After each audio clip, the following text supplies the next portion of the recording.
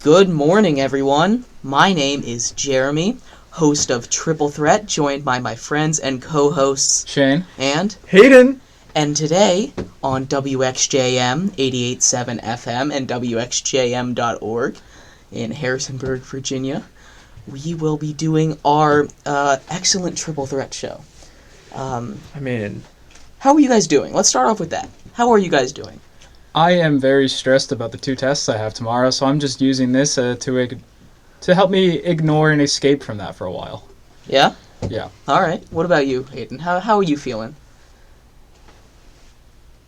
Absolutely fantastic, Jeremy. Thank you for asking. I'm so glad. How are you doing? Me? I'm doing quite well. You know, it's quite. Not I'm quiet. Not quiet. Quite. I'm Good. very excited to get into the show. But before we do, I just want to say that it is December 7th today, the anniversary of the Pearl Harbor attacks. Just wanted to keep people updated. I mean, obviously that happened a long time ago, but just remember what happened. Thank you to all the veterans that served. And with that, we will get on with the show. As always, I say we start with the JMU Sports Report. Let's do it. What do you think? Do we have another option, Jeremy? We do have other options. Do you want to start with something else? No, I feel like that would be like... That'd be weird. Okay. That's kind of like... weird, you know? Yeah. How about this? What are we starting off with? How about you pick a sport? How about we do that? I want you to pick the sport that we start off with. Football. Football. Good choice. That was a good game. This is why we keep him around. Yeah. Only that. Yeah, only this. Was that decision right there. Decisiveness. You're getting evicted tomorrow. Occasional decisiveness is why I'm here. So the football team, they had their first game of their final FCS playoffs. That was on Saturday. A blowout win versus Southeastern Louisiana to advance to the quarterfinals. Blowout win, I mean final score of 59-20. Jeremy, I would like to say, I remember we were talking about it the day of, and you were like, Peter said that JMU's going to lose this game because the quarterback's pretty good. Yeah. And then I checked the score, and it's like 30-something to 7. Yeah. I'm like, wow, what a great prediction by Peter. Absolutely. You know, this is why he's over there and not over here, you know? Yeah, that's why he's not here on the... That's why he doesn't have a Triple radio Threat show. Yeah, that's why he's not here at 12 a.m. on a Tuesday, you know? Spitting out the most perfect of perfect takes. Like only we can do. I mean, you and I were both right. Yeah, We said Jamie was going to win. we did. I don't think Shane went on the record. No, I didn't make any predictions. I'm sure he thought JMU was going to win, though. Of course, I could have root for JMU.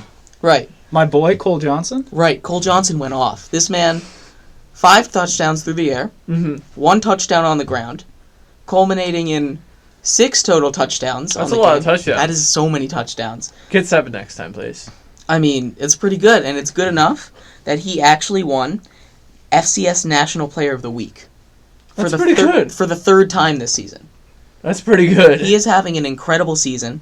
This is his last year in college, and because of the season he's putting on, he is being put on in the very, very late rounds of draft boards, actually. And I wouldn't be shocked if he went in the 7th round of the draft, which, you know, it's the 7th round, but like It's also a weak quarterback class. it is a weak. That's why I'm saying this. If this was Yeah. a strong quarterback class, I don't think he goes, because he's a good quarterback, but I don't think he's an NFL quarterback. Uh-huh. But got phenomenal deep ball accuracy, though. Well, I've seen him just hit so many receivers in stride deep, but that could be just because Right, your like- competition. he's a good quarterback. Yeah. I don't He's know. got the perfect frame, too. He's 6'5". I don't. He's got seen. Yeah. Yeah, I just don't know if he's an NFL quarterback, but because it's a weak quarterback class this year, I wouldn't be shocked if a team took a flyer on him in like the 6th or 7th round. For the idiots out there, and by idiots I mean me, how many rounds are in the NFL draft? 7. Okay. Yeah, so I'm saying I wouldn't be shocked if he went in the last round. Got it. Okay. Which, you know, it's still good because Yeah. there's only 456 picks in the entire NFL draft. That's not that many.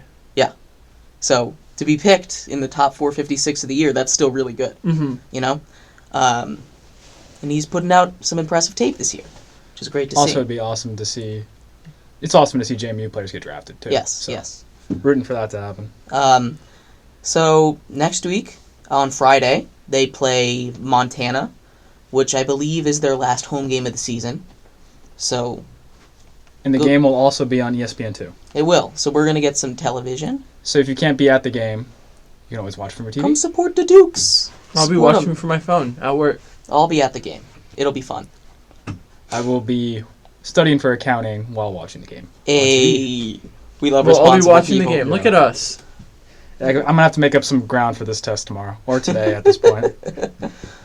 Yeah, so that's on Friday, and let's go Dukes. Go Dukes. Let's And go shout out Dukes. to his favorite target, Well Jr., Antoine Wells Jr. Let's who go. leads the league after Saturday's performance. He now leads the league in receptions and yards. I think if there's any NFL player on JMU, besides Ethan Radke, of course. Yeah, Ethan Radke. I think it's Antoine Wells Jr. Yeah.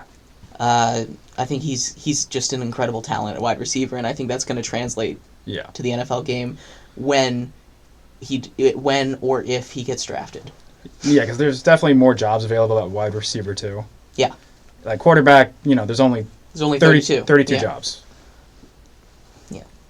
All right, Haden, what sport do you want to go to next? Oh, speaking of Ethan Radke, go real for quick, he now is 13th all-time in NCAA career points and 9 points away from owning the FCS record for most points in a career. That's awesome. He's going to pass Cooper Kupp. He doesn't. Yeah. How do you wait? I don't know if you have this written down, Shane. Yeah. How many points away is he? From breaking the FCS record? Yeah. 9 points away. Oh, he'll do it. I think he'll get 10 points at least in the next game. Especially if they blow him out again. I'm not certain they'll blow him Yeah. out, but 3 field goals and a touchdown seems doable. Yeah, he averaged 4 field goals a game over the course of the season. That is so many field Yeah. goals. So I can definitely see it happen. Yeah. And that's I mean, he's going to have more games after the next one, you know. I will be shocked if an NFL team doesn't take him. I won't At least be. give him a tryout. I think he'll go undrafted because he's a kicker, Yeah. but I think he definitely deserves to be on a roster. Yeah. With all these accolades and records, I would be shocked if he's not at least given a tryout somewhere. Absolutely. Anyway, Hayden, would you like to pick our next JMU sport to talk about? I wouldn't. Please do. I don't even know what other sports are happening, Jeremy. Well, just think of one. I genuinely have no clue, Jeremy. Hayden. Think of one that uses a trying to think. ball. Oh, man. How about some good old basketball? Excellent choice. Excellent choice. I'm glad you picked that one because that was the one I was going to pick if you didn't pick one. Okay, I'm glad. Basketball. We got men's basketball first. They improved to 7-2 on the season after they won their one and only game this week, absolutely destroying Eastern Mennonite University. The Emus. The Emus. The Emus. I get it. Final score of 96-54. And, I mean, the team is playing super well, and one of the things that is fueling their play is their defense. Currently, through 9 games, their defense has 104 steals. Nice. Do you know where that puts them in the entire country? First. Second. Oh, But close. pretty close. It puts them at second, which is super impressive. And, if they keep it up, I would not be shocked if they got an at-large bid. Actually, this goes perfectly into it. Next week, they have a really big game. That's actually tomorrow. Tuesday. UVA, right? Yeah, versus UVA. You mean today? Oh my god. Yeah, it's... Sorry. We Today. do this all the time, don't worry We about it. do this all the time. Yes. On Tuesday versus Virginia. Biggest matchup of probably the season because that's going to be their big marquee win when they win, of course. And also, I would consider them rivals just because proximity and all that stuff. Right, I understand. But that's a huge win if they're able to win this, and they don't have a super hard schedule because they play in the CAA, which isn't. Which is why we're leaving. Yeah, part of the reason. But if they beat Virginia, that is an excellent win to add to their resume, and it's a win that they need to add to their resume if they want a chance at an at-large bid, because that'll Virginia's going to play all those top-tier teams, you know? Yeah. That'll let people compare JMU to all of these teams. You know, if we blow them out, take it to the top. I really hope they beat them because I need something to brighten up my day after those 2 tests. I am not feeling confident about it whatsoever. Just making sure I could still snap. Right. All right. Right. You're using 2 fingers. That's going to hurt you a bit. Try using just the middle finger. I was using just the middle finger. Oh, it looked like you were using 2. I don't know. Now you got me all thrown off, and I don't know how to snap again. I'm sorry. You'll figure it out. I believe in you. But I mentioned they have 2 games. That was just the one. Their second game comes on Saturday versus Radford. So, you know, that's going to be fun. True. Yeah. Now we move on to the women's basketball team. They currently are sitting at 3-5 on the season, in a little bit of a slide. Slad. A little bit of a slide. They lost both of their games this week, adding to a losing streak that has now reached 3 games, unfortunately. But it's all right. They can turn it around. Last week they lost 50-54 versus George Washington, and then they got absolutely smacked, 47-93 versus UNC. Oof. It's okay. UNC is a good basketball team. That was on Sunday. UNC is historically good at basketball, right? Yes. Yeah. But, you know, that's all right. They're going to come and turn it around. They have 2 games this week. That both goes at to home. show how good they are if I knew they had a good basketball program. Yeah, so they got 2 games at home this week. They're going to turn it around, get back to 500. Thursday versus Villanova and Sunday versus West Virginia. These are two big schools in men's basketball. So these are big matchups, you know? Get back to 500, get the groove going, stuff like that. It's going to be great. They're both at home, so you know. At the Atlantic Union Bank Center. I knew it was a bank. Yeah, AUBC. Yeah. Mm-hmm. Yeah. Rolls off the tongue. Absolutely. The ABAC. Mm-hmm. Better than Crypto.com Stadium. Oh, I hate that so much. You mean the Crypt? I kind of like that. I think The that's a cool Crypt name. is a cool I mean, name. if you just say the Crypt, that sounds cool.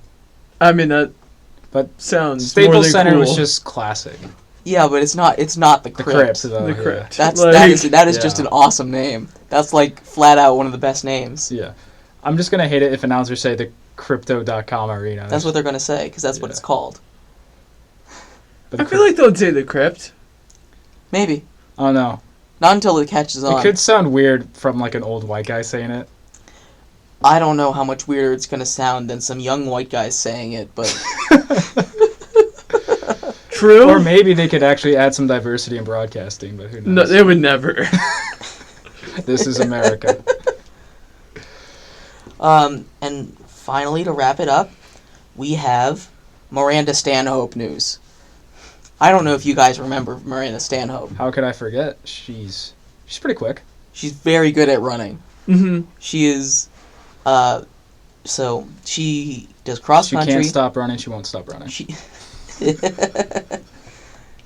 does track and field. She does cross country. The cross country season finished because that's the outdoor. But Miranda Stanhope, surprise, surprise, was named to the all-conference team. She had an excellent season, consistently finishing in the top 20, and winning outright at the Spider Alumni Open, and second overall at the CAA Championships. Not a big deal. Not a big deal. And with her 28th overall finish in the regional championships, she was just three spots shy. Excuse me, just three spots shy of all regional honors, which is really awesome.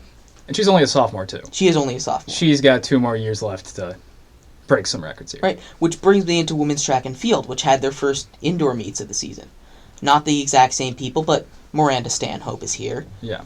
Their first meet of the season at the Liberty Kickoff was on Thursday, and they had 2 top 10 finishers.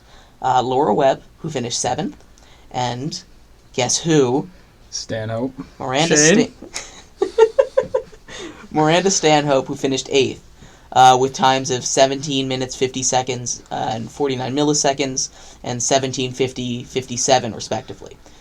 So they were seconds. 8.08 seconds. I can math. So just to give some context into like how good she is. So each cross country meet, it's roughly about 3 miles, over 3 miles. Yeah, that's about right. And her times are consistently in like 20, 21 minutes. She's running a 7-minute mile or less for 3 miles. That is an insane pace. Like I could probably run a 7-minute mile, but I would be done after one. Like I cannot imagine keeping up that pace for 2 more. Yeah, no, that's awesome. Very impressive. Yeah. But there was also another meet for the women's track and field. That came 2 days later. The Navy invite on Saturday. 3 Dukes won their respective events. Sinad Sargent won the 1,000 meter. Sophia Tiranese won the 3,000 meter. And Jordan Henderson won the 60 meter hurdle. Along with that, there were also 7 other top 10 finishers in the JMU that JMU had at the Navy invite, which is awesome. Now they get a break until January 15th when they go to the VMI invite. So that's after winter break. Navy and VMI. Yeah. I mean, military. What is that supposed to mean, Shane? Just drawing a correlation. All right. That is all that I had for the JME Sports Report. I don't know if any of you had anything else to add. Nope. Alrighty then. So, shall we move to hockey, or is there something else you guys want to go first? Without further ado, I would let's do some hockey. I love me some hockey. Let's do some hockey. So in hockey news, we have a couple firings. Vancouver Canucks, sitting at the bottom of the Pacific Division, have fired their head coach, assistant coach, general manager, and assistant general manager. That's a lot of... What happened? Why? They got off to a horrible start to the season. So their best player, Elias Pettersson, he hasn't played well. He just looks completely dejected. The locker room is allegedly toxic right now. And then Jim Benning hasn't gotten this team into contention during his duration there. I think he's been there for like 8 years now. Pretty long time. And he's been pretty bad at managing the salary cap with some bad contracts he has. And he's made some questionable draft picks over the course of the years. So Travis Green was fired. He was the head coach. He's being replaced by Bruce Boudreau. Oh, I love that guy. Bruce Boudreau, former head coach of the Washington Capitals. And the Ducks. The Ducks and the Minnesota Wild. I don't remember that one. Well, I do, because Wild fan over here. And Bruce Boudreau, he's a great coach. He is. Like, offensively, if you want your team to score more, Bruce Boudreau has shown results for all of his teams. Just couldn't get over the hump. It's just, he can't win in the playoffs, but this team just needs to, anything will be better at this point, and I think Bruce Boudreau is an excellent choice, because he's going to improve this team. Fixing teams offensively is a specialty, and he will definitely improve them in the regular season. Playoffs, I don't know if he can beat his demons there, but he's got some weapons to work with. This team still has Brock Besser. They still have Quinn Hughes, Elias Pettersson, Bo Horvat, Connor Garland. I love the guy. Short King. Just so feisty in the corners. This team has pieces. And I think Bruce Boudreau is an excellent choice to get this team back on track. Another team that is not doing so hot right now is the Philadelphia Flyers. They have fired their head coach, Alain Vigneault. Another former Minnesota Wild head coach, Mike Yeo, is the interim head coach. And I don't like Philadelphia right now. I know I had them making the playoffs at the beginning of the season, but they just look slow. And they're battling a lot of injuries right now. They're currently on an 8-game losing streak. And in the Metro Division, it's going to be really hard to gain ground. Right. They also have injuries to Ryan Ellis and Kevin Hayes. 2 big pieces of their roster are out. So Mike Yeo's got a hard job to try to get this team going again. And they also have former Minnesota Wild general manager Chuck Fletcher. And I'm not a huge fan of Chuck Fletcher because he likes to give veterans or these really bad long-term contracts. Like James Van Riemsdyk, he's in his 30s. He still has a few years left at $7.5 million, which has taken up a lot of cap space. Mm-hmm. He also gave that deal to Kevin Hayes. Kevin Hayes has already seen injury issues, and he's already in his mid to late 30s. So this team is cap strapped. They're not getting any younger. Drafting hasn't looked great either. And I just don't see things looking good for the future of the Philadelphia Flyers. Well, they always seem to do that, and then they pull off some magic stuff, and then they lose, and then they just are in an endless cycle of mediocrity. Yeah. And that's where they are right now. And Chuck Fletcher is very good at making mediocre teams, as what I've experienced with the Minnesota Wild. Philadelphia looks like they're fired. Heading in the same direction. Has he considered letting Gritty play? Honestly, it wouldn't hurt. Couldn't get any worse for them. I think he'd be an excellent goaltender. Move out of the way, Catahat. Yeah. So I think he's here. their enforcer. Like, Why not both? You can't hit the goalie. Gritty just going out there giving a giant check on somebody. You can't hit the goalie. Why not both? It's like a penalty if you hit the goalie. exactly. He's just going to stand out there, a player's going to come over, and he's just going to move his way and just body him. You can't. He just thrusts at him. Uses his big stick and slashes him. No, he just thrusts. Because slashing's a penalty. Yeah, come on. He follows the rules. He follows the rules to a T. I mean, it's Gritty, like the most respectable player in the league. It's true. Obviously. And speaking of a well-respected player, Robin Lehner, he's declining his invitation to play for the Olympic team in Sweden. Aw, Yeah. why? He's COVID. citing mental health reasons and not wanting to deal with COVID protocols. You have to quarantine for 3 weeks. Believe it or not, we're still in a pandemic. What? There's this new variant going on right now, and China, Is not playing around. yeah, Beijing, it's not a place I'd be the most excited about going to the Olympics, Yeah, especially during a pandemic. understandable. And they have to go through the entire quarantine process. And as someone who's very open about his mental health, he just thinks it's best for him to stay back, let the other players perform in his place. Yeah. And it's not like Sweden doesn't have any other good goaltenders. They have Jacob Markstrom, who's having a phenomenal season right now for the Calgary Flames. No, they have nobody else. The Calgary Flames currently sit at the top of their division, in large part due to Jacob Markstrom. He already has 5 shutouts on the year, and he looks like a Vezina candidate if he keeps up this pace. Nice. So, good for Robin Lehner. Hope he's happy with his decision. Right. I respect it. And Jacob Markstrom, Team Sweden's gonna be fine. Oh yeah, they'll be fine. Speaking of another team that's doing fine, my team, the Minnesota Wild, are doing so good right now. Oh, I thought you said they were just doing fine. Yeah, you're don't- like... Don't lie I'm to us. trying to create a smooth transition, okay? Yeah, but transitions don't trump lies. Yeah, Okay, why I are you may be- lying to the audience? I may be understating That's about how unethical. fine. New transition. Do you know who's fine? Who's Kirill Kaprizov. Oh, he's pretty Such good a at hockey. fine specimen of a man. Really? He's also really good at hockey. Matt Stafford's hotter. I can't argue with that. So Kirill Kaprizov, he has big part of why the Minnesota Wild are doing well right now. He's living up to his $9 million contract. 29 points, 24 games played. Just heart and soul of this team. Everybody on this team is getting points. Just like when someone's not contributing, someone else steps up in the place. Like, I got to give a lot of credit to Dean Evison because he's working with a lot of players I've never heard of till this season, and he's getting everything out of them. Yeah. Like, they were such a hard team to play against. Rem Pitlick, never heard of this guy before. He gets a hat trick one game. I'm like, where did this guy come from? Brandon Duhaime, I'm like, all right, this guy's from the AHL. I don't know what he's going to do. Like, he's playing phenomenal on the fourth line with Nico Sturm and Nick Bukestad. And then they have the Grief line, Greenway, Eriksson, Foligno. That line just wrecks everybody. They check everything that moves. They forecheck aggressively.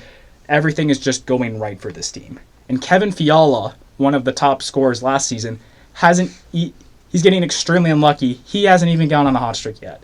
Like, this team still has so much left in the tank. And at the beginning of the season, I didn't think they would be this good. But now they're like legit contenders in my eyes now, if they can keep up this pace. And then a little Alex Ovechkin update. He currently has 20 goals on the season, and he's now at 750 career goals. That's pretty That's cool. a lot of goals. And he just had an assist tonight. He had 2 assists. 2 assists tonight. Two of them. Thank you for correcting me. Who needs Nick Backstrom? I don't know. Alex Ovechkin's probably the best playmaker in Capitals history now. Yeah. I mean, but based on the way he played tonight, he looks like the best playmaker in franchise history. Yeah. You know who else made history tonight? Who? Tom Wilson made personal history with his 100th career goal off That's a true. beautiful Alex Yeah. Ovechkin feed. Backdoor. Yeah, it was really pretty goal. But he was there and he went like boom into the net. He hit the puck. He did. Sure did. It was a one-timer. It was pretty cool. And something I found very interesting about that game. So they were going against the Anaheim Ducks, right? Mm-hmm. So Whack, baby. Quack, quack. the game went into a shootout, and Troy Terry went against Ilya Samsonov. Now, the significance of that was, back in 2017 during the World Junior Championships, the semifinal game between Russia and Team USA went into a shootout. And whoever won this game would go into the gold medal game to face Canada. So, in international rules, you can send the same shooter out over and over again. Troy Terry went 3 times against the Russian goaltender and scored 3 times, doing the exact same move, going 5-hole. And guess who that goalie was? Who was that goalie, Shane? Ilya Samsonov of the Washington Capitals. No way. Really? Yeah. So it Are was. you serious? Yeah. It was. Did he score? Oh yeah, he did. Ah, 5-hole? Troy Terry. Was it No, five? unfortunately, it wasn't Dang 5-hole, it. but it was a backhand roof, and Ilya Samsonov was just sliding the other way. So Troy Terry just has this man's number. Oh, clearly. He owns this man. Absolutely. Like, if Samsonov sees anyone else, he's like, all right, I got this. But he sees Troy Terry, he's just got him quivering in his skates. I bet every time. That's super. It was fun. phenomenal. That's seeing funny. that I again. love It was that. so funny. It's just like, this looks familiar.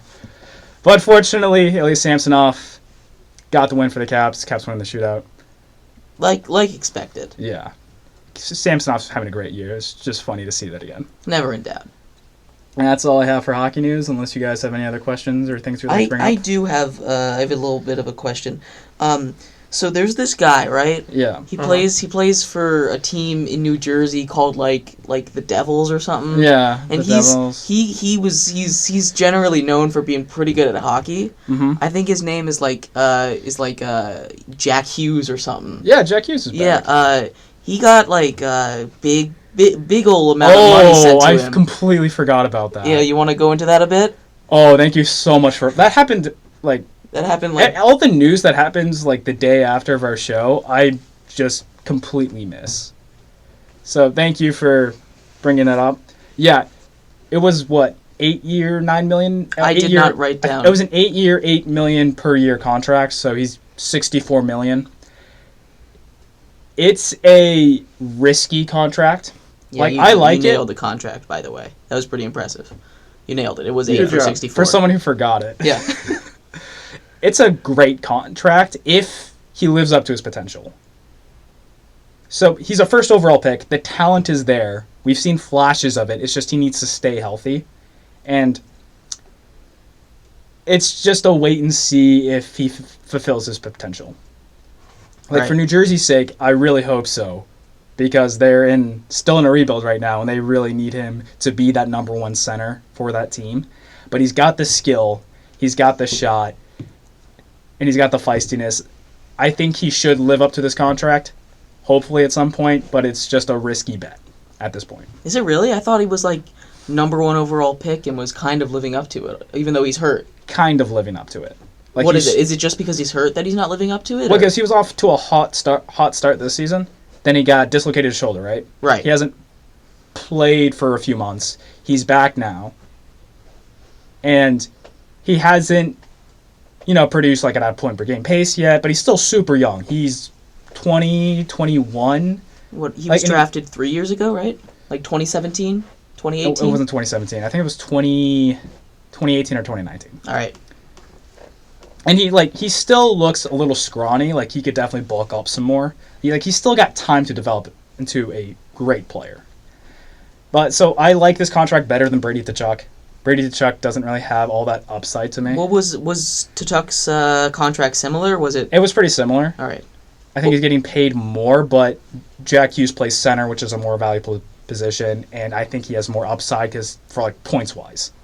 Brady Tkachuk he's a leader for that team. Like, he's a big physical guy, but I don't see the point production out of Brady Tkachuk. Jack Hughes can make others around him better since he's a playmaker. He draws a lot of attention to him. He can also score.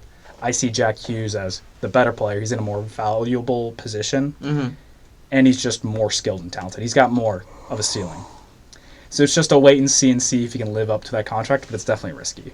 All right. No, that makes sense. And then, dude on the Bruins, Jake DeBrusk, 14th or 15th overall pick in, like, 2015. Oh, God. He asked for a trade. I don't know anything about him. He's like third-line player at best, maybe a second-line player. I don't really see much upside with him. He's just kind of like an interchangeable. He's replaceable. He's like more like a depth piece for a contending team. All right. Like, I just see him as like a solid third-line guy. The funny thing about the 2015 draft is going to go down as one of the most stacked drafts of all time. Mm-hmm. And Jake DeBrusk was the only player who seems to have panned out for the Bruins so far from the 3 first-round picks they had. Right. And the 3 picks right after were Thomas Chabot, Kyle Was he Connor. Jewish? Thomas Chabot? Yeah, was he Jewish? That's a Jewish name? Well, Shabbat is like the every week Friday holiday. He's go celebrate Shabbat every Friday. Is it spelled C-H? No, but it's pronounced Shabbat. No clue. Oh. So Matthew Barzal was picked after Jake DeBrusk. Oh, he's pretty good. So, and other players. So it's just hard to be Jake DeBrusk because there were so many great players that were drafted after him, and he's not really living up to his potential in Boston. Like, people have supplanted him on the depth chart. He just really needs a change of scenery, and maybe he can produce at like a 20-goal pace again. Is there a certain team that you think he'd fit well on? Like, I know you said a contender, like a team like the Lightning that I know they lost their entire third line. They don't have the cap space to fit him in. All right. I don't like that fit either. Maybe like the Avalanche. I don't know what their situation is. That's the thing. There's just his contract. Is it a big contract? It's like $3 million, but if you're a contending team, that's a lot of money to bet on a guy. Isn't it just like a 1-year thing? Isn't his rookie deal up? I mean, he's not on his rookie deal. He's on he's got like a $3 million extension. Oh, I did some backtracking. He is indeed not Jewish. oh, dang, Yeah, that would have been cool. Thank you for checking on that. no problem. That's what I'm here for. Yeah. Yeah, so, I mean, from what I read on the ESPN scroll that went across the bottom of the screen while I was watching basketball or something. Yeah, his cap hit's like $3.6 million. All right. So it's just that's a lot of cap space for a guy you're going to put on your third line. Right, but is I'm just asking, is there a specific team that you think he'd fit well on if he was to get this trade?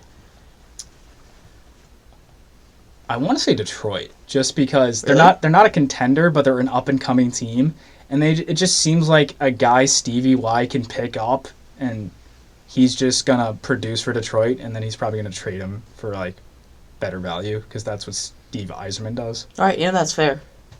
You know? Yes. Okay. Yeah, I know who Steve Yzerman is. Yeah. I can go all day praising the man as a GM. No, he's an excellent GM. Was an excellent player. It just seems like something he would do. Just pick up a guy who's like, well, his value's low, and then goes on a Detroit team where he can like get ice time, produce well, and then sell him for a higher value. Yeah. That's just something Stevie. That's how we built the Lightning. That's the first thing that comes to mind. I don't really know of any other. I mean, yeah, I kind of put you on teams. the spot at this. I just, it's not something I expected you to have a full-fledged trade in your brain out about it. Yeah. Just was curious because again, I only read the headline from the underscroll of the ESPN thing. Boston still really needs a second-line center, so maybe they could try to work something out there with an aging second-line center. Oh, maybe if Dallas it doesn't look like Dallas is going to make the playoffs, maybe Joe Pavelski for Jake DeBrusk. All right. Maybe. I don't know. That's like one of the only situation. Like aging veteran center, because the Bruins still need a second-line center. Yeah. Right. It's a very good question to ask. All right. That's the only other stuff that I had for hockey that you did not get. I don't know. I'm sure Haden has some real juicy hockey stuff. Right, Haden? That's for later. Oh, okay. I understand. Yeah. All right. I got really good. But there's some other stuff Hayden would like to get into. I believe Yeah. baseball stuff? You want to do some baseball? Baseball on 88.7 FM Harrisonburg. and WXJM.org. Yeah, you're listening to Triple Threat Yeah. on WXJM. With Haden, Jeremy, and Shane. Yeah. 88.7 FM, Harrisonburg, Virginia, WXJM.org. WXJM Harrisonburg, 88.7 FM. I think we've all said it now. Yeah. So- Anyway, would you like to do some baseball for us? Yeah. So, Nice. baseball no longer exists. It doesn't. The owners were like, no more. Yeah. Baseball doesn't exist. Baseball doesn't We exist. did it. We killed baseball. Yeah. It's no longer a sport. Celebration. Woo! Finally, you guys can get me off this show. But before baseball stopped existing, there were some signings that happened between then and our last show. The most notable one was Javi Baez went to the Detroit Tigers for 6 years and $140 million. A lot of money.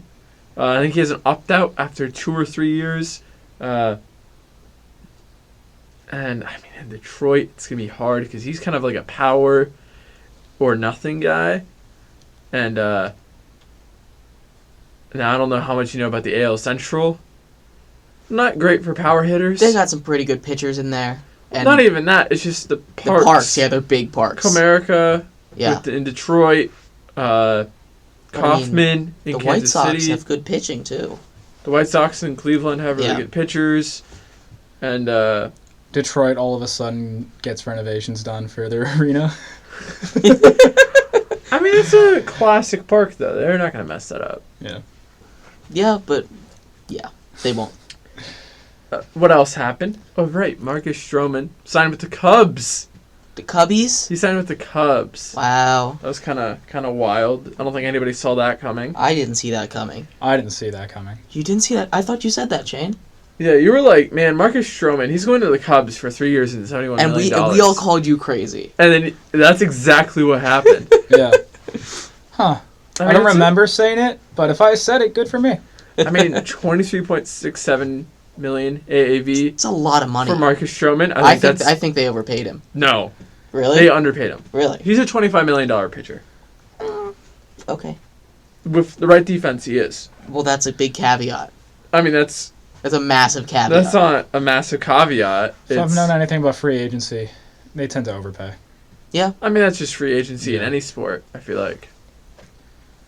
You tend to But overpay. you guys don't have a salary cap, so it's not as big of a deal. Am I right?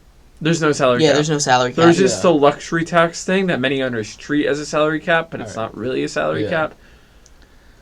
And then, the last, notable signing was Alex Cobb, former Los Angeles Angel, went to the San Francisco Giants for 2 years, $20 million. And I really like that deal. I think Alex Cobb is going to be a really good pitcher next year. So why'd the Angels get rid of him? Because the Angels don't know what they're doing. They need pitching. And this guy was like his on paper numbers weren't great, but his underlying numbers, his peripherals were really Yeah. good. And so it's kind of like, why are you letting this guy walk? Are the Giants still contenders? I think they're done, but No, they're not. I think they're done. They have so much more money. I think they're done. They're going to go get another bat, at least two. Hot take, the Giants are done. They have Why? Why would they? They lost their heart and soul. I'm not saying that they're like not contenders anymore, but they're gonna go out and spend and get people. That's not what I meant by they're done. I meant they're That's not. what I thought you meant by The done. window's closed. I think their window is officially shut. Yeah, it's just weird because like teams want to like be good this year. Like the Diamondbacks went out and got Melanson. Wow. Teams wanting to be good. In That- baseball, it that's actually- unheard of. Yeah. Most of the time you have the Dodgers and the The Yankees. Giants when they're good. And they're like, oh my god, I want to be good. And everyone's like, okay, cool. It's usually like right now there's only like two teams like hard rebuilding, maybe three. Hey, we part of the club. Let's The go. Nationals are probably in that club, but like the Orioles and the A's. I forgot the A's exist. Are the A's hard rebuilding? They're not the hard rebuilding. They're doing what the Nats are doing. They did not sell off all their pieces. They didn't sell off anybody yet, But the but like everyone's saying they're going to. right, but they haven't done it, so I'm not going to say they are. Okay, fine. And there's one trade I want to talk about real quick, and then we'll talk about Hall of Fame stuff and CBA stuff. JBJ. JBJ. Never mind. Oh, well, that one too. We can talk about that. Is that not the one you were going to talk No, about? I was going to talk about Joey Wendle. Oh, you go for it. Go Joey for it. Wendle is going to the Marlins, right? Who is Joey Wendle? He was a like third baseman, second baseman for the Rays, right? And he's, if you look at his stat sheet, he's nothing exceptional. He's not that exceptional of a player. He's solid. He's a good player. You want him on your team, but like he's not like the guy who's gonna win you a ring. Mm-hmm. But the thing I love about Joey Wendle is two things. One, he hits with no batting gloves. Does he really? He hits with no batting gloves, Oh. and that's pretty cool. That is super cool. The second thing is he was It's doing just it. like, since all that force, your hands are going to get calloused like heck. That and Shots. also the bat will fly out of your hand very easily because you're swinging very fast at a pitch is So this dude's got insane grip strength. Mm-hmm. And he actually kind of told a story about his childhood that kind of relates to no batting gloves. Because, it hurts Yeah. a Oh, lot. absolutely. And batting gloves So much. kind of absorb that. Yeah. He was talking about how his brothers, like, just as a prank, would, like, just put a shock collar on him and, like, do all this, like, crazy stuff to him. This is why you like him? Which was, like, abuse, kind of. It seemed very much like abuse. Yeah? But he Sounds was it. like talking about like it was just like this fun childhood memory, and that's just funny. I don't know. It was funny, like watching him just like trauma dump sort of, but just like not fully. Like it was just weird, but it was like So is this guy like a masochist or something? Sounds like it. I don't know. It was kind of funny, and that's just the fun Joey Wendle story. We love Joey Wendle. We love Joey Wendle. Here at Triple Threat, we love Joey Wendle. We are Joey Wendle stands. I guess I love Joey Wendle too. Yes, you have you to. do. Yeah. Joey Wendle's amazing. I That's love him. so... No, I can't say that word. Bad. Bad. Awesome. Yeah. Awesome, yeah. He's so great. Can Super we say cool. great? Yeah. Okay. Wait. Hold on. Let me look it up. Should we talk about the other trade? The other trade? JBJ. So Hunter Renfroe, Not the great football outfielder. player. Not the football player. He was a right fielder for the Boston Red Sox. It was a great pickup by them. I loved that pickup a lot. I was telling everybody about it. You know me, super smart about Yeah. baseball. The Red Sox traded him to the Brewers. They were like, get out of here. Get out of here. We want the guy who was 70. Wait, no, J- 60. J- Wait. Who's J- where are the Brewers again? In Milwaukee. Milwaukee, alright. They JBJ. sent. We want the guy who was 64% worse than the league average hitter. JB. That's the guy we want. JB, But he can play defense. JB. Not anymore. JB. Not as great as defense as he once could, but he can still play defense a little bit. And so they sent him and like a pair of prospects. It was kind of like a salary dump by the Brewers a little bit, but they got a really solid player still. Hunter Renfroe is amazing. He kind of fills Avisail Garcia's hole. The hole that Avisail Garcia left when he went to the Marlins. Yeah. I love Jackie Bradley Jr. JBJ is pretty cool. I think he's fun. He is a lot of fun. He's not great at baseball. He can't hit anymore. But he's fun. But maybe he can. Maybe the park was just the problem. Yeah, maybe it was the park. Maybe going to Fenway would help. He just gets to pepper those doubles off the Green Monster. That's like the whole thing. That's the whole stereotype. So is Fenway like a smaller field? Or Well, you remember the big green wall? That's Fenway. Okay. Where it's like super deep in center field. Yeah. It's very hard to hit. It's a lot harder to hit home runs, but it's easier to hit doubles. Because you Gotcha. can just hit the ball off the big green monster, Yeah. and it'll just bounce, and it's a double. Or a single if you're slow. If you're slow. But JBJ is he's got some legs. He's got wheels. He's got a wheel. But it's a really fast one. Anyways. Not as fast as 2, though. Hey, he's the best unicycle in the league. So baseball has this weird thing where if you get knocked off the ballot, you can get put back on a committee ballot and not like the baseball writers. Hall of Fame ballot he's talking about. Yeah. Sorry. And so they did that. They elected 1, 2, 3, 4 people, right? 4? You said 4 names. Yeah, I think 4. You said 4. You told us 4 Unless you earlier. lied to me, which then we have to lambast you, but... That's a big word. No, wait, no. 5. Boo. I forgot. Buck O'Neil. Boo. Buck O'Neil. We lambast you. Be lambasted. Ah. Buck O'Neil, Gil Hodges, Jim Catt, Minnie Minoso, and Tony Oliva were all elected into the Hall of Fame. All rightfully so. All great players. But there was a little bit of controversy because Richard Dick Allen was not inducted into the Hall of Fame. Wait, I thought you said he was. He was not. Oh. He was 1 vote shy. Oh, that's the worst. He had 11 and he needed 12. And Just the 2. Wow. there were 16 voters, by the way. Just so you know, like, proportions. They really did him dirty. And the thing that everyone's knocking Just short. Allen on is that his career was kind of cut short with like injuries and just kind of falling off a cliff. Yeah. But when he was healthy through his like 20s and like first 2 years into his 30s, he's like the greatest right-handed hitter of all time. He's not the greatest, but he's like top 10 easily, arguably top 5. And you kind of got to have that guy in the Hall of Fame. Yeah, it sounds like it. Yeah. I mean, when you have a career 912 OPS and a 156 OPS plus for your career. OPS is... On base plus slugging. So, like, if They you have put like out a lot of letters. if you have a, Alright, yeah. if you have like an 800 OPS, you're like a good player. Gotcha. Like, you're not like a Hall of Famer, but you're a good guy. Yeah. 900, you're doing something right. You're going to be in MVP talks. Gotcha. Yeah, so like... And for his career, he had one above 900. Also, have for points for reference, hitting on Mike base? Trout's is above 1,000. Yeah. Alright. Or it's like at 1,000. It's something crazy like that. Mike Trout's insane at baseball. I'm not sure exactly how OPS works, but basically, please correct me when I'm wrong, because Okay. I will be wrong.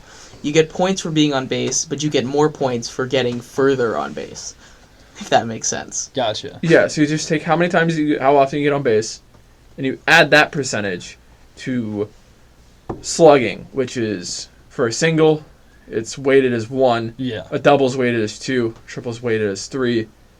Home run's weighted as 4. You know, the amount of bases you get from that. Yeah. And then you divide that all up by your amount of at-bats.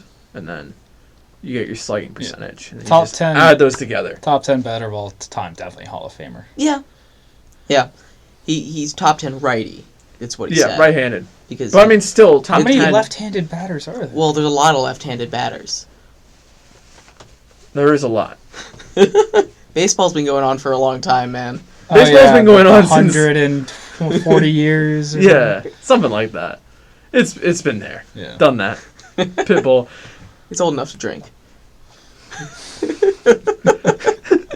By a little bit. A couple years. Does it still get its ID checked? Maybe. Wow. I don't know. I've never seen baseball try and buy alcohol, but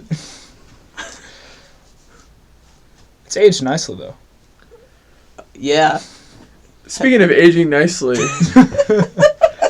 These CBA talks are just getting worse and worse. Oh, yes.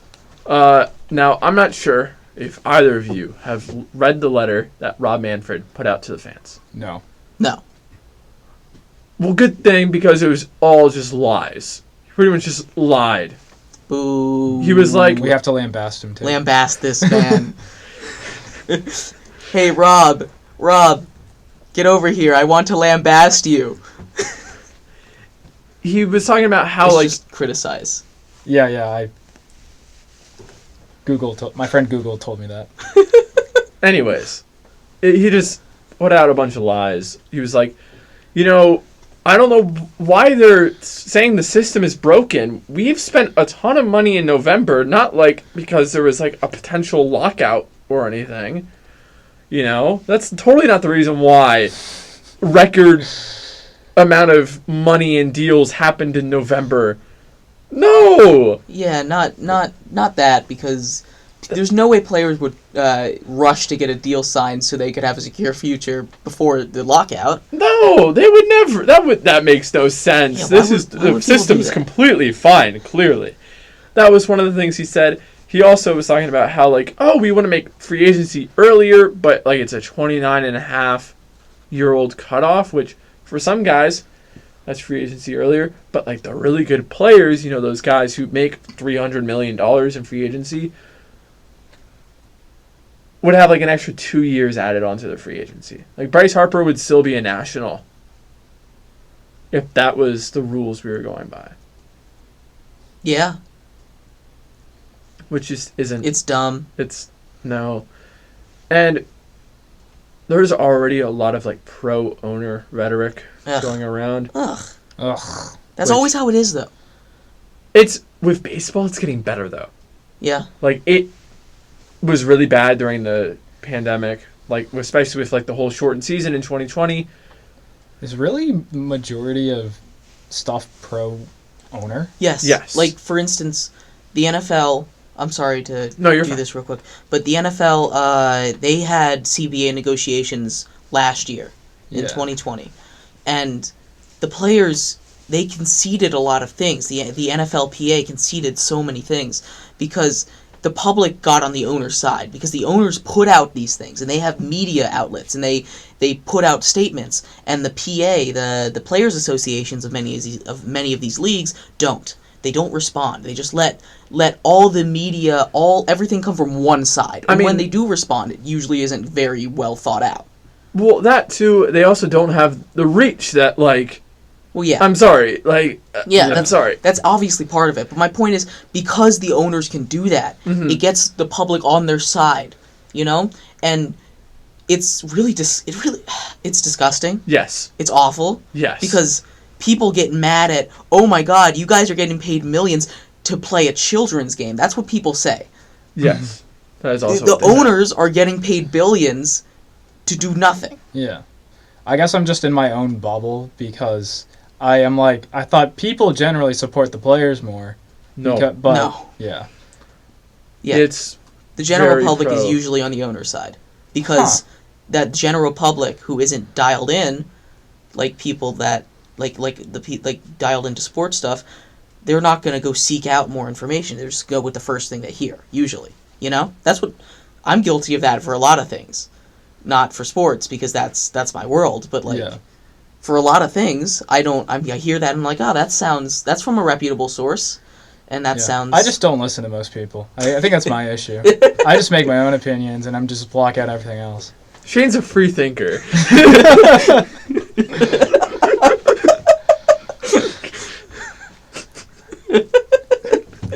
All right, sorry. My assumption was everyone is on the player's side, but the billionaires are always going to get their way. That's how I thought of it. The billionaires are always going to get their way, probably, but that's most people. The general public is usually on their side. Sorry to derail the baseball. Good. Yeah, no, it's already a mess. Based off of what I've read, and this is obviously the things I read are probably more player based and biased. the MLB kind of like drew a line in the dirt and was like, we're not conceding on any of these things, and that's like, and all the things that they weren't conceding on was like the things they want to change, because like right now the Pirates are making more money in revenue sharing than they are in spending in payroll. What does that mean? Like all the teams, they take their collective revenue and they give some of the money to the poorer teams. So MLBPA wants to kind of shrink that a little bit. Mm-hmm. And they're like, nope, we're not doing that. Because, the Pirates are putting out a non-competitive product for nothing, less than Max Scherzer is making this year. Yeah. Like, the It's Pirates ridiculous. roster is half of Max Scherzer's contract, practically. That's not how it should be. Like, you should be putting out a competitive product. Baseball is better when all the teams are trying to do that. And MLB doesn't want to do that. They also want to have arbitration come a little bit earlier so the players can get paid more. And I think one of the things that we're probably going to see is expanded playoffs. I think we talked about this last We show, talked right? about it last week, yeah. Talked about it last week. I think that's probably a guarantee. But they need to sort out the money issues first, and that's going to take a long time. The money issues always are the big contingency because that's the one thing that the owners and players really share in this whole thing is the money. Everything else is generally one or the other kind of thing, and money is the one the one middle circle area, Yeah. So it always comes down to it. That's just how it works. We live in a society. Yeah. Live Sure. in a society. And before we wrap up the baseball segment, I just want to mention this little factoid statistic, whatever you want to call it. The owners make 50% or 57% of like the revenue, right? And 43% goes to the players. 33 players make up half of the 43%. That's kind of a microcosm. Like that's of what our Great wealth society's like right now. distribution.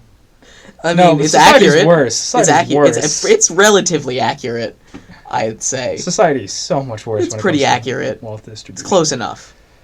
Anyway, sorry. yeah, it's just kind of Yeah, it's- ridiculous. That's not how it should be. Yeah. Like I want those same players to get paid, but like also, hey, maybe these minor leaguers shouldn't be getting paid absolutely nothing. Maybe these guys who come up and are some of the most productive players in the world, and pitchers are talking about how when this guy steps into the box, I'm talking about Wander Franco, by the way, when he steps into the box, it feels like he's been playing in the league for 10 years, but he's getting paid $500,000.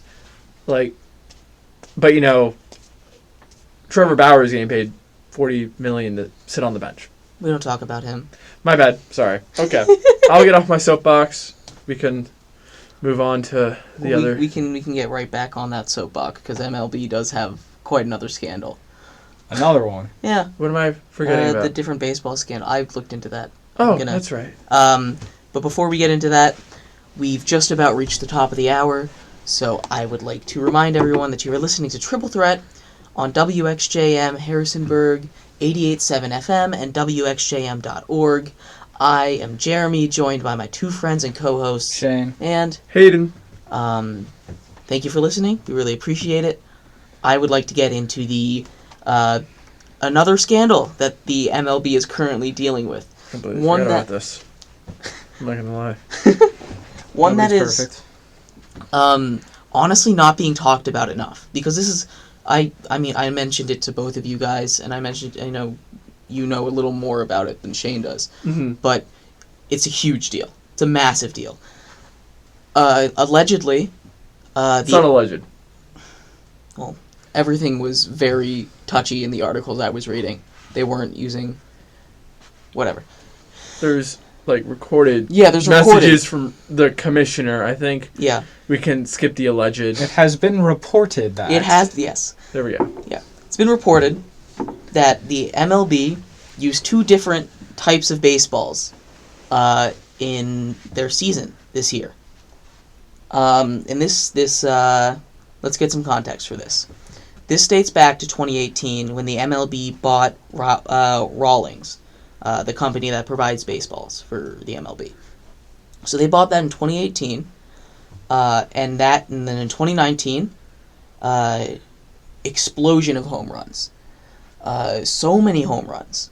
Yes. People said the balls were juiced. And they looked into it, and it was, quote, unintentionally juiced. They were unintentionally juiced, and they were made differently. These are all quotes. Quote, unintentionally juiced, quote, made differently. So the MLB was like, all right, I understand. Let's fix this. But they didn't fix it all the way. What they did, before the 2021 season, this season, the MLB said they would attempt to deaden the ball to cut down on the historic home run rates by using lighter balls. That makes sense. The ball's a little bit lighter. They won't travel as far when they're coming at you 100 miles an hour. Yeah. That's just as physics, right? So the difference was literally 3 grams. The lighter balls weighed 124 grams, and the heavier balls weighed 127 grams. So this is something that is not perceptible by the human, by your, you're not going to feel 3 grams, right? So the players obviously didn't know. The MLB claims that they told the MLBPA, but players say they don't know. So if they told the MLBPA never told the players, is basically what this boils down to. And the MLB claimed it was because of COVID-based production delays. But according to... So you can look at batch codes when these balls were made. That is a lie. They used the new balls last October, switched back to the old balls in January, and the most recent thing people could find was the old balls were used recently as August. So they're using 2 different balls, clearly. This is, all but... It's proven at this point. Yes. Right. So this is a big deal, but it wouldn't be as big of a deal if they hadn't used it the way they did. What they did is they shipped the juiced balls to the games that had high viewership or were big teams, big matchups. And they gave the deadened balls to matchups like, for instance, the Seattle Mariners versus the Texas Rangers. You can see why this matters. Right? This creates a whole hierarchy of things, right? They obviously want ratings, right? But when they're not here for ratings, they want people to have worse stats so they don't have to pay them as much. Which, again, everything boils down to money with the owners. This is just how it works. And it's awful. It really is. They're hurting. They're not only hurting players' wallets and pocketbooks, but they're also hurting their chances to make the playoffs with this.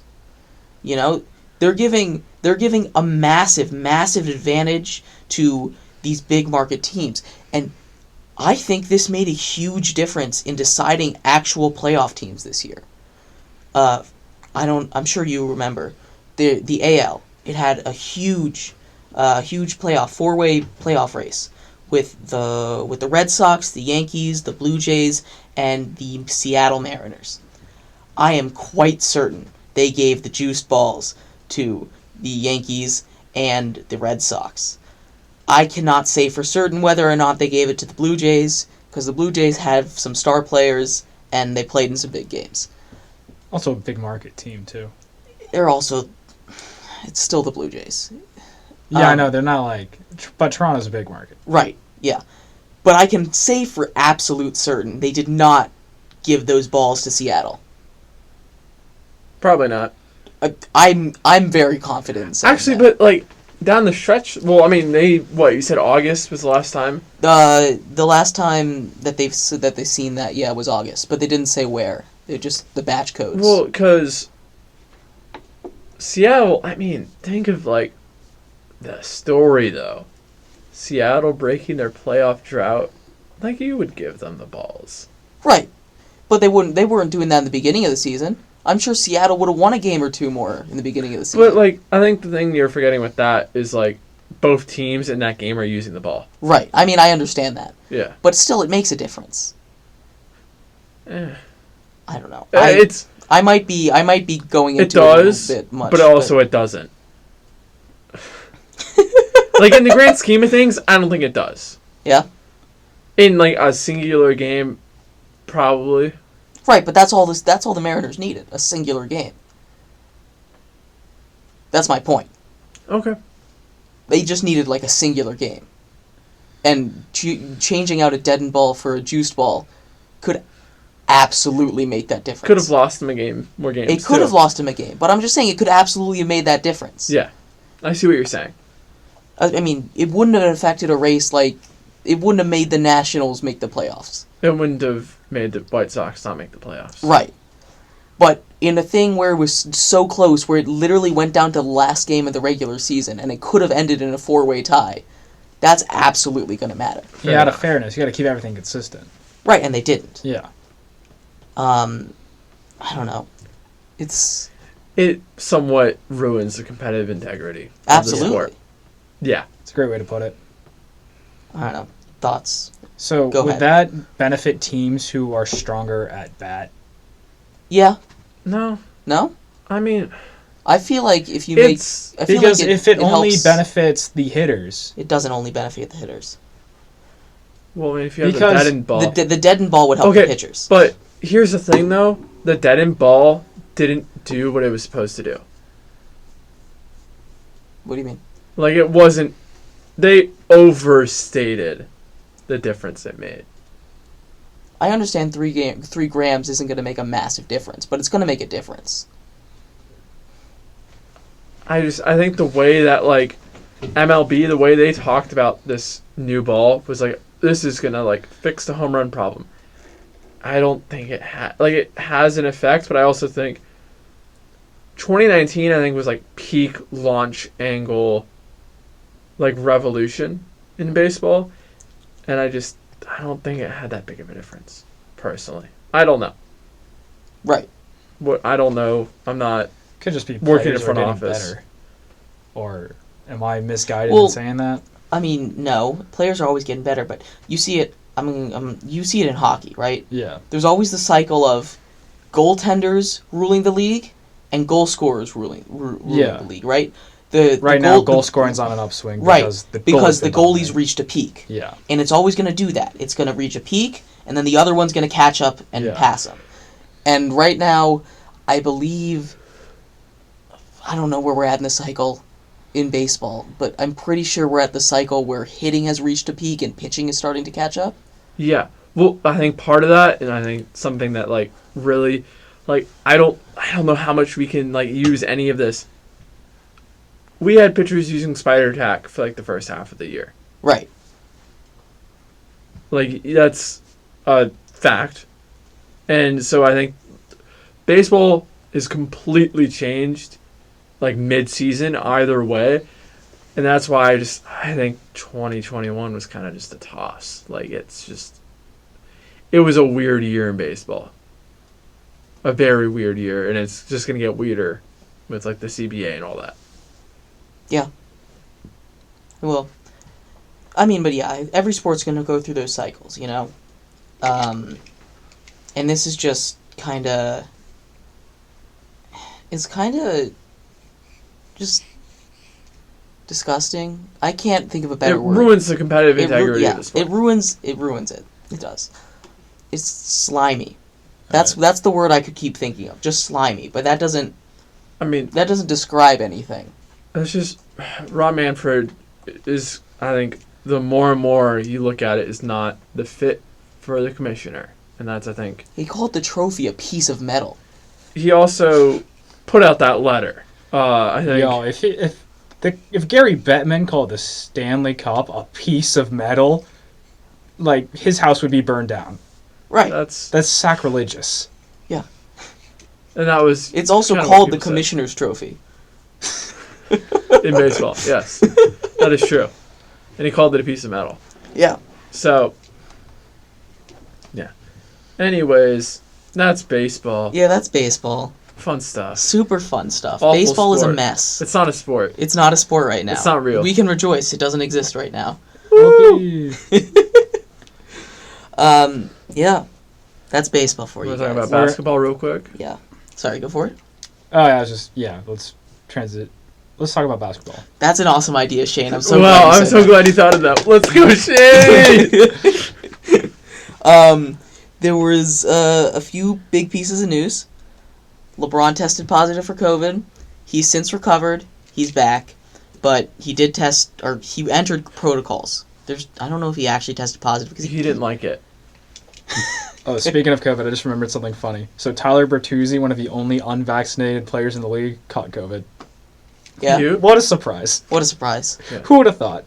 Not me. Anyway, sorry, basketball. Yeah, so, I mean, it's weird. He came back really quickly, and he's not vaccinated, I think. He said the whole process was handled very poorly. He said he was immunized? No, he flat out isn't vaccinated.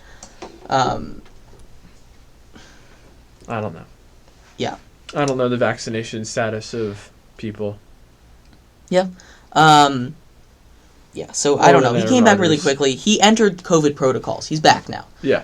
I'm not sure if he actually caught it or not. Reports were that he did, but I think he came back too quickly for it. So I don't know. If you remember back a couple of shows ago, maybe about a month at this point, Blazers GM got into a little bit of hot water. Not sure if you guys remember this. He was fired. Good. Because he was abusive to his staff or something like that? Created like an abusive environment and stuff like that. Toxic. Yeah, it wasn't like deplorable stuff, but it wasn't great. Yeah. It wasn't good. We're really using the big words today. Dude, it's the only thing in my brain. Okay, fair enough. I don't know. Wow. I still remember that one show I was having like Fiji words, and now you're on the ball on it today. You got the SAT words just Exactly. lined up. English class is coming through for you. I don't know if you can say that. Yeah, okay. On a technicality, Jeremy is not in an English class because he hasn't attended. That's not true. I go like most of the time. Okay, keep telling yourself that, Jeremy. What? Don't do me like that, all right? I'm going tomorrow. Okay. Today. Yeah, I'm going in like a few hours. Okay. It'll be fine. The Suns, runner-ups from last year, went on a win streak of 18 games. That's a lot of 18 games. games is a lot of games. That's like, what's that? Like almost a quarter of the entire season? Yeah. Yeah, that's so many. That is I believe that's a franchise record. Congratulations. So, the Warriors broke it. Of course they did, because the Warriors are just really good. Yeah, they don't miss. They go like... Curry. Yeah, exactly. They don't miss. They're very Curry good right doesn't now. miss. They beat the Warriors, though, near the end of their run. It doesn't matter. The Warriors beat them. Yeah. Congratulations to the Warriors. Yeah. Yeah. But, I mean, it's a really good run. It's incredible. It's good to see teams like that succeed. No, it's not. No, it's not? No. I love the Suns. Only the Grizzlies. Only the Grizzlies. I forgot to write this down, but thank you. You're welcome. The Grizzlies played a game against the Thunder this week, in which they won by 73 points. Greatest point differential. Largest, in NBA history. yeah.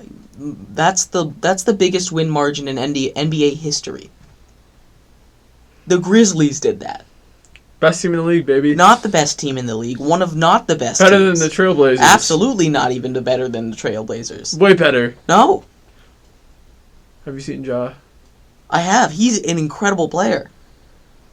He's not good enough to carry the Grizzlies. They just scored 158 points.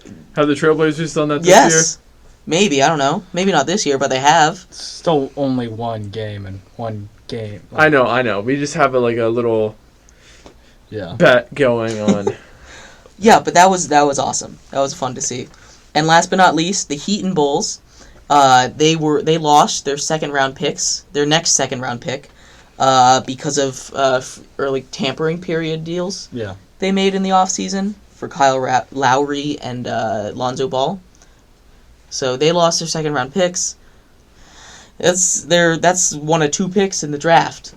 You know, it's only 2 rounds in the NBA draft. So that's a big deal, but, I mean, they'll be fine. There's only so many people.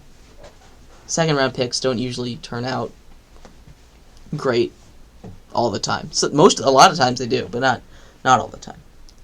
That's how a draft works. Yeah. I have one more quick item of news. Go for it.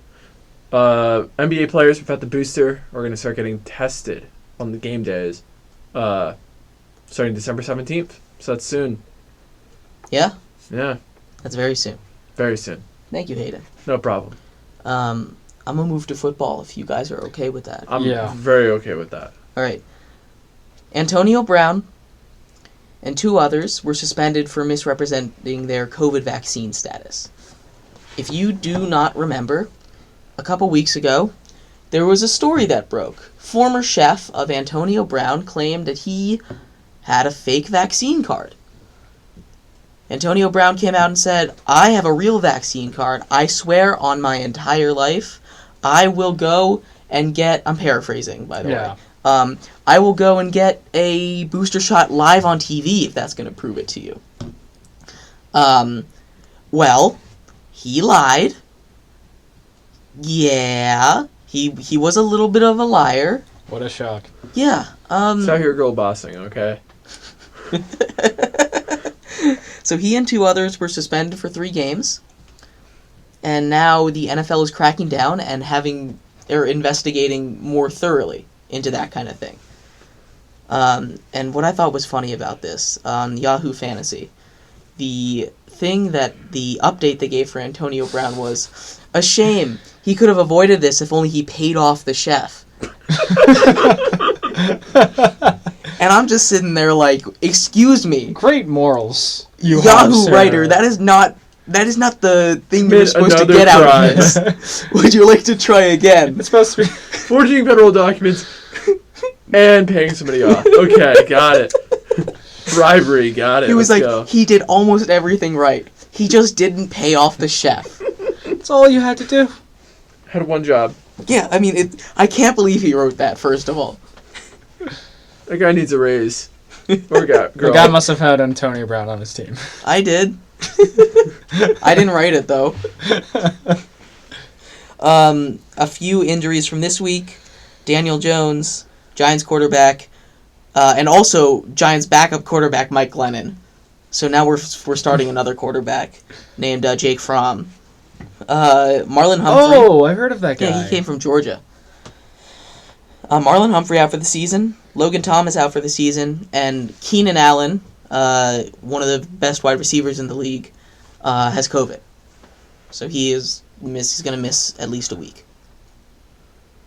Yeah. Recap. You want to go some recaps?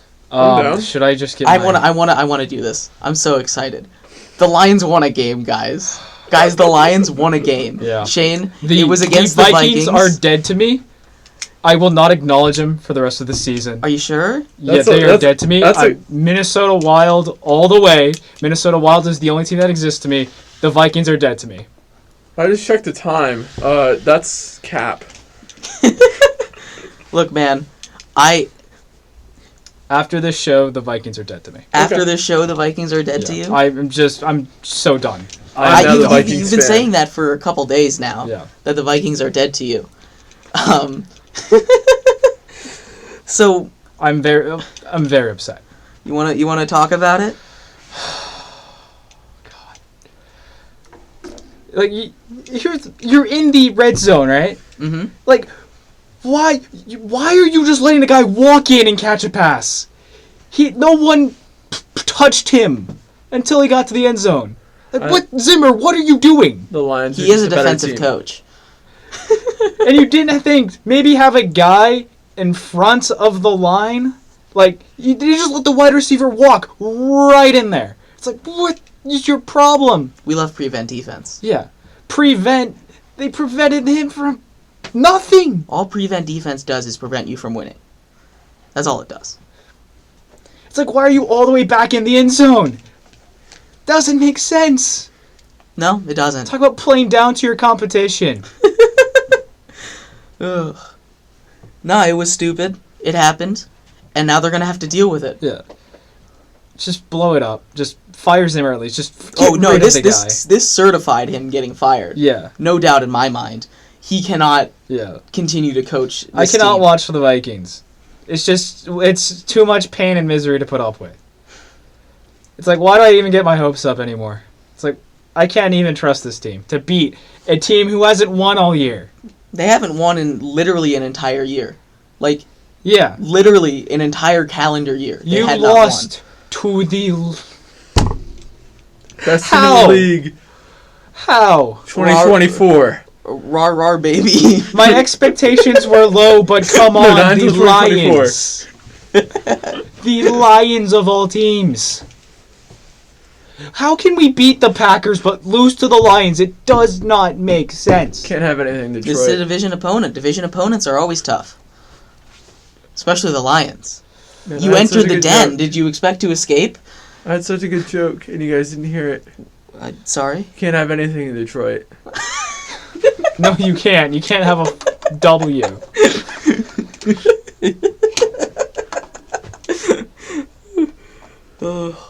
There were other crazy endings this week, including one in the Ravens and Steelers game.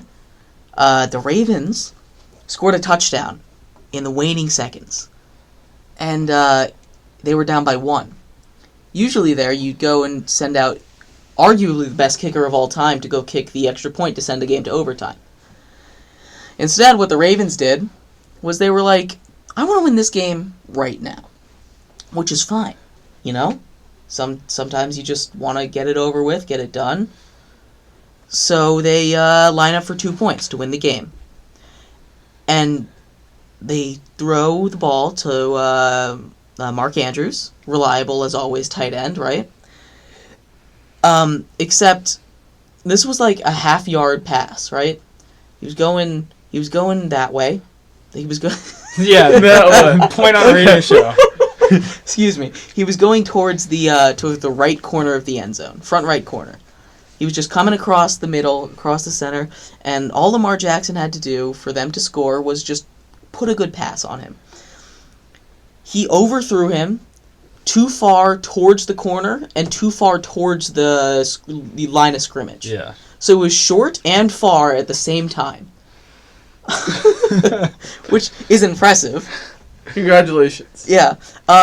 Needless to say, it was not a success, and they lost the game. Why not go to overtime? I don't know. You probably would have won that game. Your team is much better than the Steelers. I guess you were scared. I understand that. Sometimes you just don't want to win. I don't know, though. I don't understand what happened in there. I'm still upset. I understand. I'd be upset, too. You just brought back some frustration. Oh, God, I'm so pissed now. I understand. I didn't realize that was still in there. I thought it'd be over it by now, but no, I am still mad. It's... Whenever we talk about the... I'm going to be... No, I'm just not acknowledging it. I'm just going to be... They'll win next silent. week, and Yeah. you'll be fine. No, I won't. Okay. We still lost to the... That doesn't make up for the fact you lost to a team that hasn't won in a year. Yeah, but it was the Lions, though. Like, Rah, rah, we don't baby. deserve to make playoffs just for that. We do not deserve to make playoffs. You weren't going to make the playoffs You, anyway. yeah, Exactly. you were not. This confirms it. I don't want this team to make playoffs. They weren't going to. You don't even have to worry about that. Like, Yeah. I think Why do I even have hope, Jeremy? I don't know. Why? I ask myself that every time I watch the Giants play. And last but not least, tonight's game, it was so windy. The field goal posts literally were bending in the wind. That's how windy it was. 50 miles an hour. That is some crazy wind. Needless to say, you cannot pass the ball in that wind. And the Patriots were like, okay, sounds good. And they ran the ball. And they ran the ball. And then they ran the ball. And then guess what they did, Haden? I'm going to go... They ran the ball. Ding, ding, ding, he's right. They ran the ball. They passed the ball a total of 3 times in the entire game. And they won. I mean, that's what you're supposed to do in that weather. Best team in the league, though. They are the best. They are on a 7-game win streak right now. Pretty good. That is awesome. That is so hard to do. The Patriots won't die. No, they won't. They decided to go on vacation for a year, but they came right back. You know? They were ready. They were ready. And they're good again, and I don't like it. But we talked about that before. But I mean, it's still super impressive to win a game like that. I don't care at this point. Football just brings me misery. Yay, misery. Yeah. But you know what? You know what misery turns into? Misery turns into happiness eventually. And happiness turns into my favorite segment of the show. My favorite segment of the show being Haden's Question of the Week, brought to you by Haden. Hey, I'm Haden. And I have a fun one. You know, speaking about not liking teams, you know, I figured, what if we changed the name of the teams? If you could change the name of any team, what team would it be, and why would it be Possum?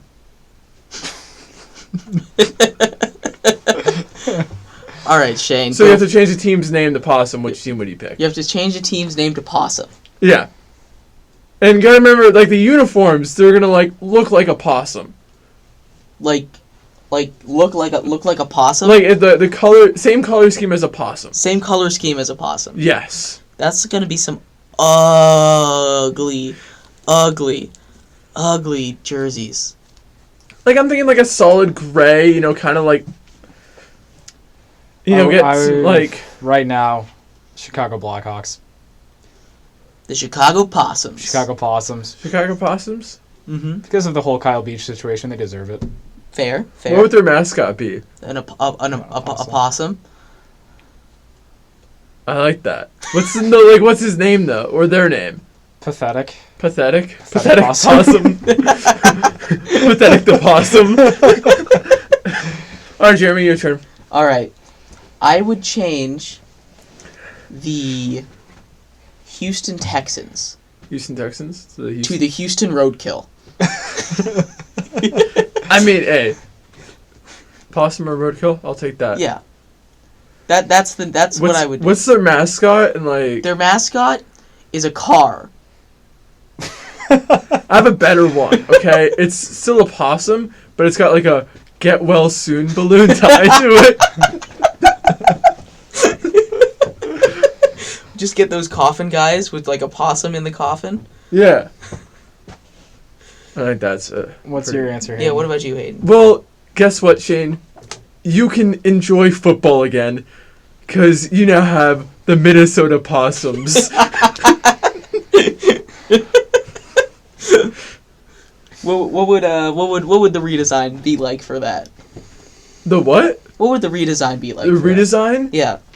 Well, you know what? I figure, you know what? You can keep the helmet. Because, like, you could put a football helmet on a possum. Are you telling me you're getting a team of possums out here? No, not like the logo is a possum wearing a helmet, like a football helmet. Sorry.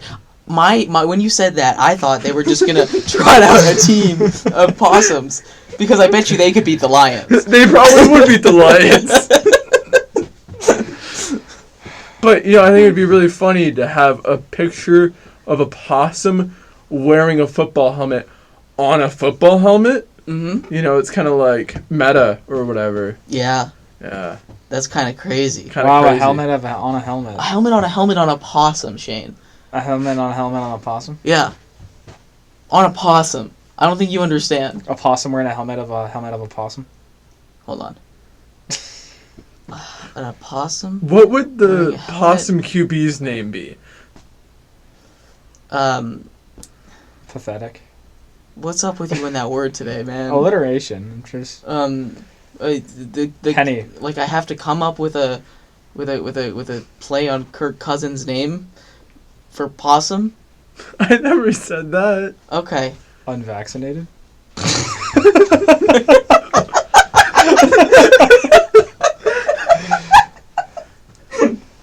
Mormon? Isn't he? He's from Utah, isn't he? No. Not everybody from Utah is Mormon. He's also very Christian. All right. Mormons are Christian. No, they're Mormon. Yeah. They're denomination. He's very not Mormon. Wait, no, that's the wrong religion I'm thinking of. Am I thinking of the right word? I have no idea, man. You'd have to don't ask know. like Haden. Mitt or something. Romney. Oh, my bad. I don't know. You want me to look it up? No, it doesn't matter because Alright. guess what? We've made it to the end of our glorious show, Triple Threat, on WXJM and WXJM Harrisonburg 88.7, hosted by me, Jeremy, and my two friends and co-hosts, Haden and Shane. Shane. And Pathetic the Possum. Thank you so much. Good night. Good night. Good night.